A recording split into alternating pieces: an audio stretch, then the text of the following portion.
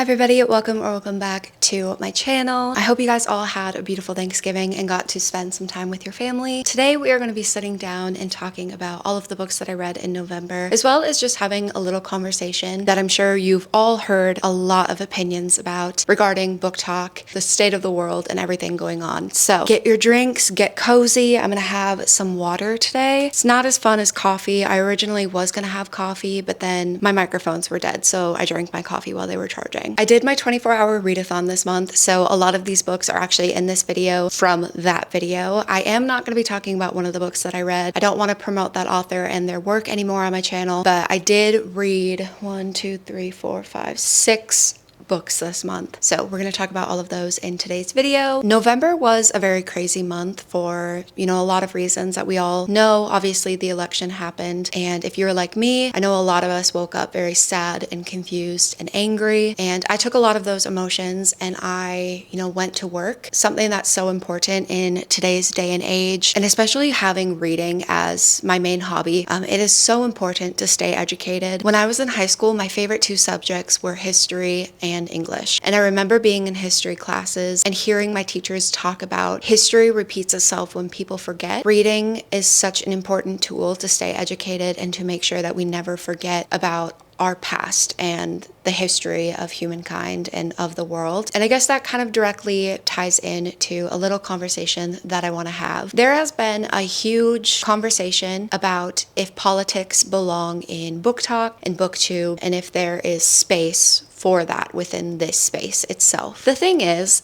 politics, no matter what side of any social media algorithm that you are on, is everywhere. It affects everything, and it is a very privileged stance to not see that and not understand that. And yes, I know that that can make a lot of people angry, but once you kind of dissect why that does make you feel angry and you start to learn and absorb and just, listen to others' stories, you'll start to see how it is in every corner of everything. For me personally, I do take the stance. Reading is inherently a political tool. Reading has always been used as a tool for education. It has always been something that oppressors have kept from teaching other individuals so that they could keep those groups of marginalized communities oppressed. And so having reading as a hobby is a great hobby. And I do understand when some people say that, I just want to read for escapism. But the thing is even if you are reading a story and you're not reading it for the political commentary that might be in the book or any sort of messaging that might be in the book, that doesn't mean that that messaging is not there. I think a great example of this is The Hunger Games. For a lot of us, we read that story when we were very young, and it is a story about an older sister who volunteers because she wants to save her younger sister. She's seen as brave. She enters these games that the Capitol holds, and she just does it to protect her sister, and she's seen as, this strong individual. However, The Hunger Games is direct political commentary about, the elite, the 1%, an oppressive government, an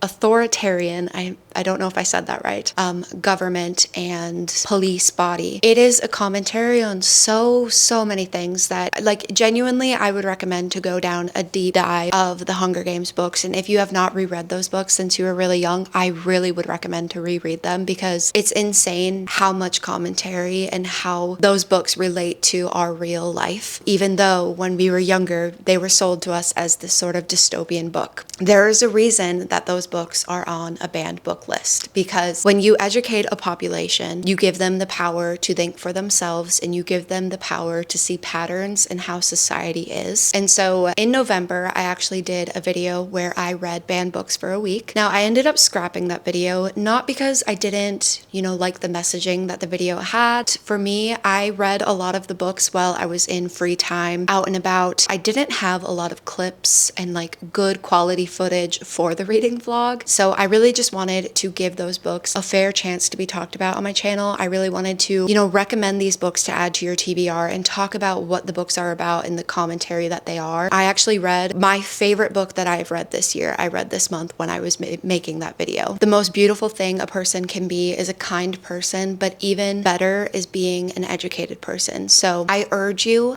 if you do think that politics don't belong in the booktube space, I urge you to kind of look in the mirror mirror and think, why do I think that way? You know, there are times that I will read a book and I'm just reading it for escapism. I don't want to turn my brain on, but that is a privilege that I have that not everyone has. I know, looking at me, that I'm not the most important voice in this conversation. However, I want to make sure that people who support me, people who watch my videos, that we're all educated and on the same page. I'm going to talk about some very, very important reads in this video. Going into 2025, is very scary, especially as a reader. A lot of books are on the banned list that you would probably not think, and it is so important to read those stories because they are on the banned list for a reason, because they are so important in educational tools. Without further ado, with that rant being said, we're going to talk about some of these books. The first book that I want to talk about actually is my top book that I read in 2024 so far. And honestly, it's December. I can safely say that this is my favorite book that I've read this year, and that is Fahrenheit 451. Now, I have never read this book before. I did not know what this book was about. I read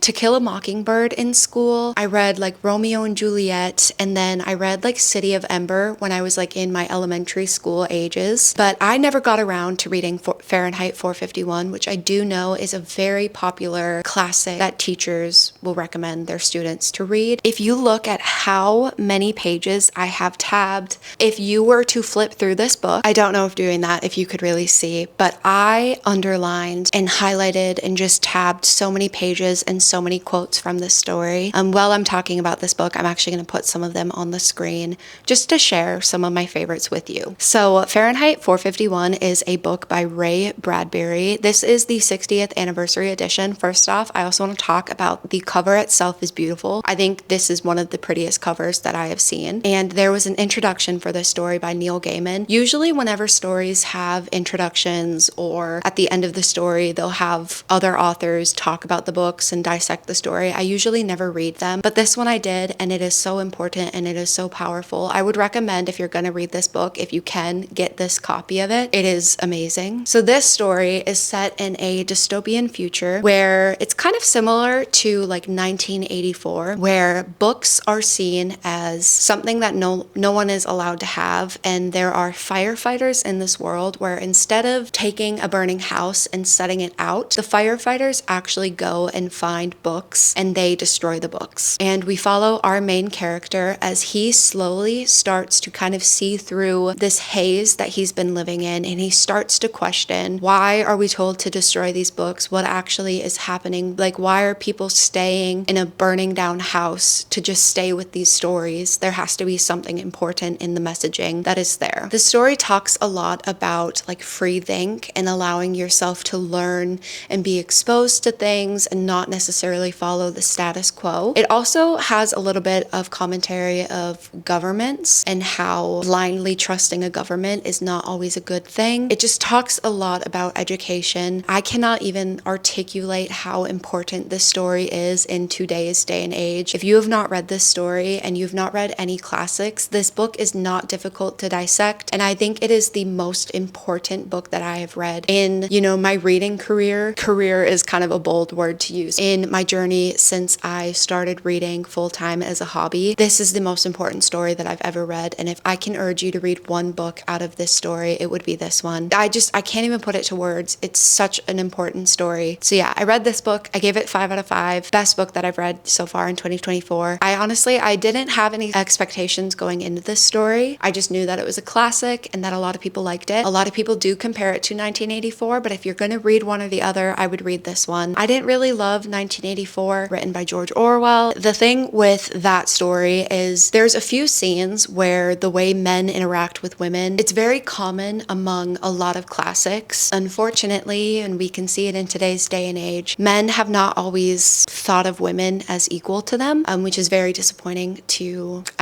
just read about, but it's unfortunately the truth. And so I was very nervous going into this next book, which is also written by George Orwell, but this is Animal Farm. Again, if you look at all of the tabs that I have and all of the underlined quotes in this book, I very much enjoyed this story. I liked this book actually a lot more than 1984. So Animal Farm, we follow an animal farm. In the beginning of the story, they are talking about overthrowing their ruler, which is the farmer who is taking care of them, but also at the same time, the farmer is forcing them to work. And so in the beginning of the story, we're following our characters as they're talking about overthrowing this farmer. Kind of spoilers, I'm just going to talk directly about all of this book, but also this book has been out for ages, so I don't know, whatever. But as the story goes on, the animal farm, they actually do overthrow the farmer. It starts out at first, everyone's kind of living in peace and harmony and they're working together, but they're reaping the benefits of what they work and what they produce because they get to directly,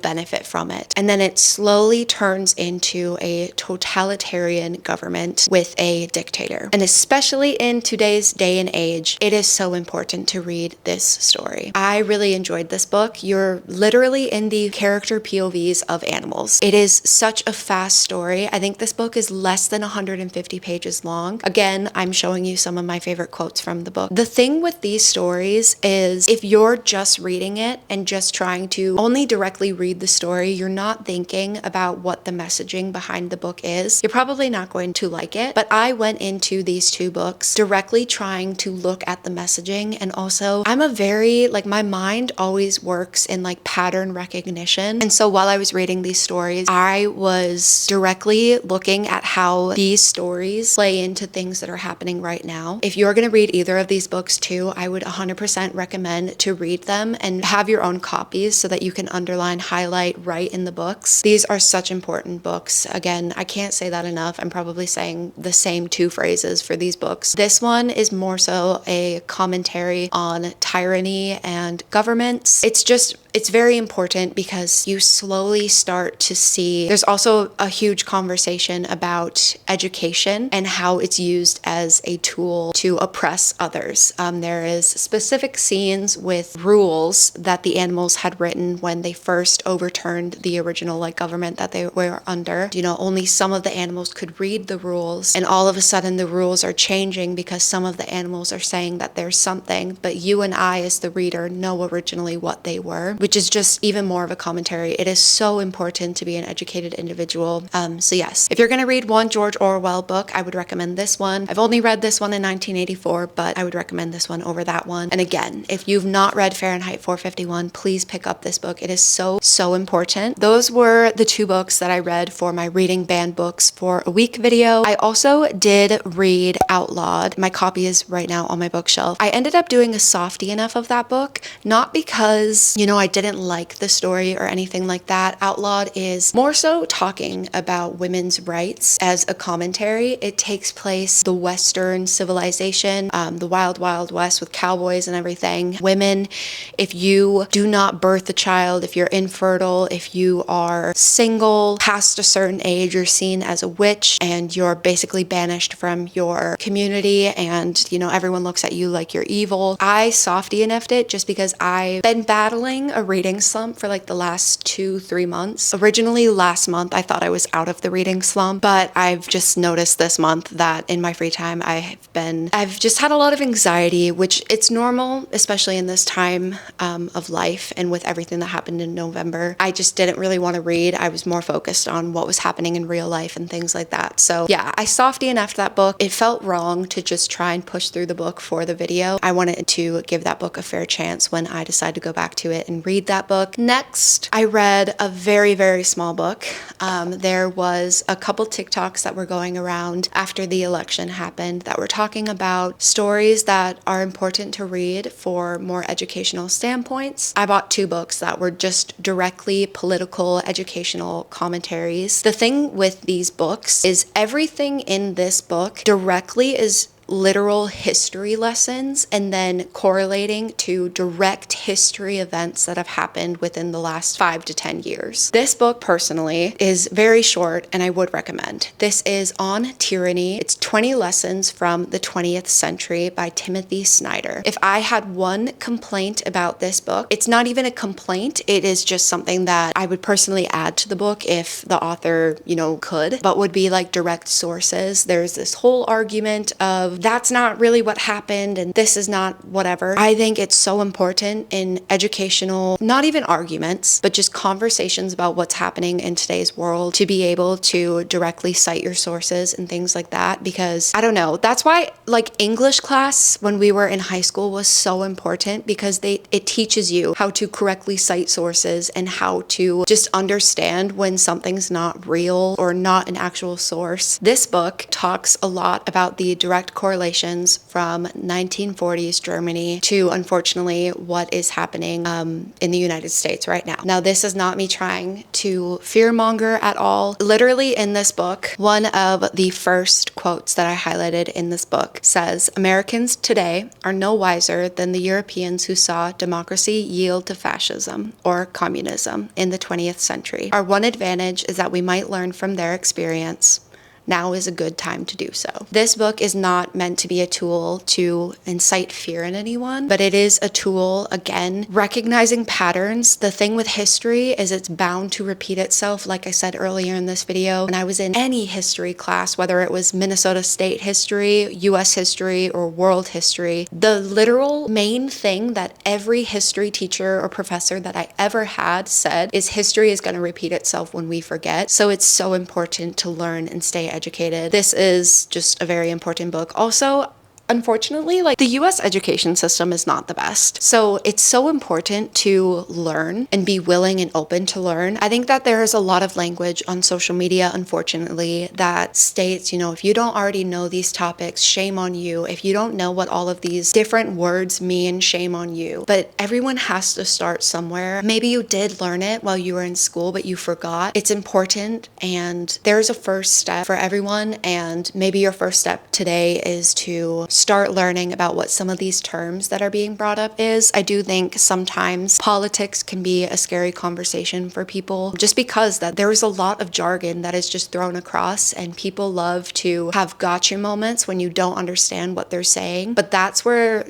we need to converse with each other and be kind to each other and willing to learn. I kind of got a little depressed reading all of these stories. And so right now I'm actually reading a different story that is more so, I don't know, a little bit of escapism for me, but it's also not. I'm going to talk about it in this video, even though I'm nowhere near being done with it. But I'm actually reading Wicked right now. So I saw the movie with my mom, my sister, and one of our friends. And if you know anything about me, if you watched any of my videos when I was in high school, I was the biggest Arianator. I loved her. Watching her as Glinda in Wicked was so just like full circle for me, because I understand all of the lore behind her and that role. The thing with Wicked is it's a direct commentary on, when I watched the movie, that was my first experience with Wicked. I've become so obsessed with it. I literally bought it on vinyl, and it's all I listen to all day, every day. And my mom actually bought me all of the books in the series. So I'm reading this one right now. This is like a special edition copy. I'm only 150 pages into it because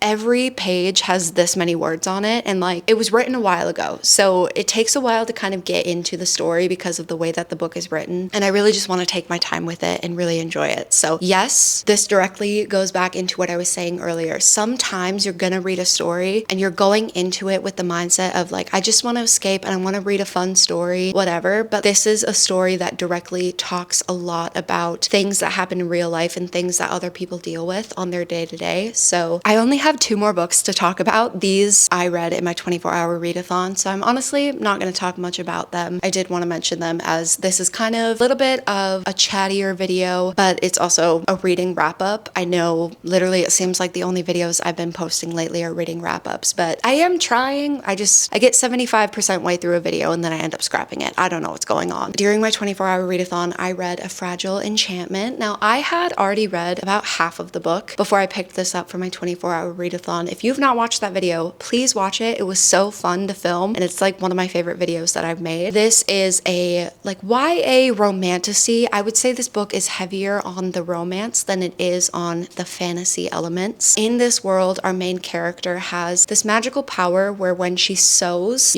clothing or gowns, she can sew enchantments and spells into the gowns. So say she's sewing a coat for someone, she can sew an enchantment where when you're looking at whoever whoever's wearing the coat, you see them as the most beautiful thing in the room. So she gets hired to be the seamstress for the royal wedding that is taking place. And obviously it's a YA romantasy, so imagine what happens when she gets to the castle. I don't know if I would really recommend this book. It was good. It's not anything special in my opinion, but also at the same time, I can understand and like step back that I've read so many books like this that it's not that the book is bad, but I've just read this story so many times. So if you've not read a story like this, I would recommend this. But if you are like me and you've read like 30 books that have a similar plot, I would maybe skip this book. And we are finally on the last book for this video. So I also, in my 24-hour readathon, read The Invocations. Now this is a YA, I would say it's like a magical horror story. We follow a couple different POVs in the story. One of them is a girl who just lost her sister, I believe it is. One of them is a girl who is like a witch pretty much. Through all of these POVs, they're trying to solve these murders that are happening to people who have worked with the witch. I don't know how to like talk about this book without directly spoiling everything. Honestly, this book kind of felt like a fever dream. It took me forever to get into the story and like it was good. It was really dark